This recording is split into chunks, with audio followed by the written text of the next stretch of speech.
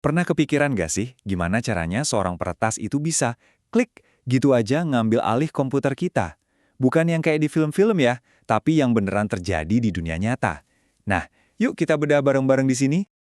Oke, kita mulai dari sebuah cerita, puluhan tahun yang lalu.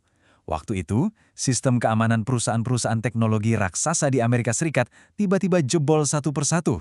Dan pelakunya ternyata bukan mata-mata negara, tapi seorang mahasiswa biasa. Saking jagonya, namanya sampai masuk daftar buronan paling dicari sama FBI.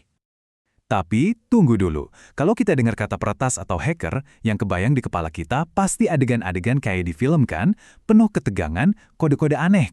Kenyataannya, jauh dari itu. Lupakan deh adegan ngetik super cepat dengan barisan kode warna-warni di layar. Peretasan di dunia nyata, itu seringkali caranya justru sederhana banget. Kadang sepele, dan terjadi gitu aja tanpa kita sadari sama sekali. Nah, salah satu pintu masuk yang paling umum buat para peretas adalah sesuatu yang mungkin akrab banget buat kita semua, program atau aplikasi bajakan. Gini cara kerjanya. Si peretas ini ngambil program asli yang lagi populer, terus mereka bongkar. Di dalamnya, disisipin program jahat bikinan mereka. Kalau udah, semuanya dibungkus lagi serapih mungkin sampai kelihatan persis kayak aslinya, lalu disebar gratis di internet. Iya, ini pas banget analoginya. Jadi pas kita download dan install program bajakan itu, kita mungkin seneng dapat aplikasinya gratis. Tapi tanpa sadar, kita juga lagi bukain pintu buat penumpang gelap yang super bahaya masuk ke komputer kita. Nah, penumpang gelap atau program jahat yang nyusup ini ada nama kerennya. Namanya malware. Ini tuh singkatan dari malicious software. Sesuai namanya, ini adalah perangkat lunak berbahaya. Tujuannya cuma satu, masuk diam-diam, terus ngerusak atau ngambil alih kendali komputer kita dari dalam. Dan jangan sepelekan kemampuannya. Malware ini bisa mencuri data-data pribadi kamu, ngunci semua file sampai kamu bayar tebusan, itu yang namanya ransomware, atau bahkan ngasih si peretas kendali penuh atas komputermu. Bayangin, mereka bisa lihat semua file kamu, dan yang ini nih yang paling bikin merinding, mereka bisa nyalain webcam kamu tanpa kamu tahu.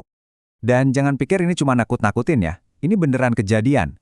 Ratusan orang pernah ditangkap karena terbukti pakai malware buat ngintip dan ngerekam ratusan perempuan diam-diam lewat kamera laptop mereka. Ngeri banget kan? Oke, jadi ancaman itu bukan cuma dari file yang kita unduh. Ada lagi nih pintu masuk lain yang sering banget kita anggap remeh dan aman. Koneksi Wi-Fi gratis di tempat umum. Gini, pas kamu nyambung ke Wi-Fi di kafe, bandara, atau dimanapun, koneksinya itu seringkali terbuka lebar.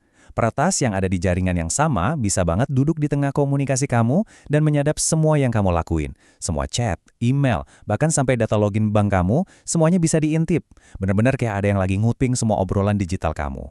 Tapi tenang, ini bukan berarti kita nggak punya pertahanan sama sekali. Para raksasa teknologi itu nggak tinggal diam kok. Mereka kerja keras terus-terusan buat nyari celah keamanan dan nambal lewat pembaruan sistem.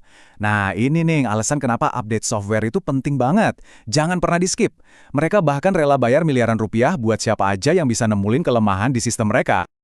Tapi secanggih apapun sistem pertahanannya, pada akhirnya ada satu benteng terakhir yang jadi penentu menang atau kalahnya kita dalam pertarungan ini.